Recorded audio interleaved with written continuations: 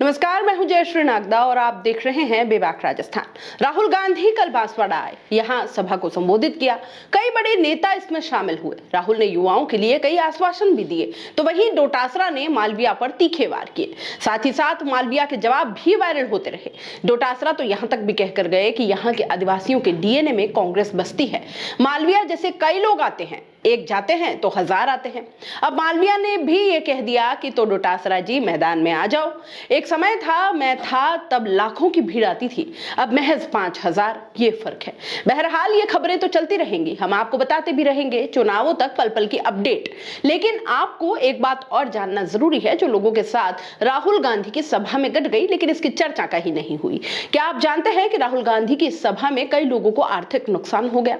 ऐसा इसलिए हुआ क्योंकि कांग्रेस नेता राहुल गांधी की भारत जोड़ो न्याय यात्रा में शामिल लोगों के साथ चोरी की घटनाएं सामने आई हैं। ये घटनाएं सज्जनगढ़ के आमलीपाड़ा गांव में हुई है। यह घटनाएं सज्जनगढ़ के आमलीपाड़ा गांव में हुई है। जब लोग राहुल गांधी के इंतजार में वहां खड़े थे, तब कुछ बदमाश भीड़ में लोगों की जेब पार करने में जुट गए। पुलिस ने मामले में गिरफ्तारी भी की है। सज्जनगढ़ निवासी दिलीप कलाल ने रिपोर्ट दर्ज कराई। रिपोर्ट में प्रार्थी ने बताया कि भारत जोड़ो न्याय यात्रा के आगमन पर आमलीपाड़ा में दोपहर के समय खड़े थे। उस दौरान जेब में 19,500 रुपए थे।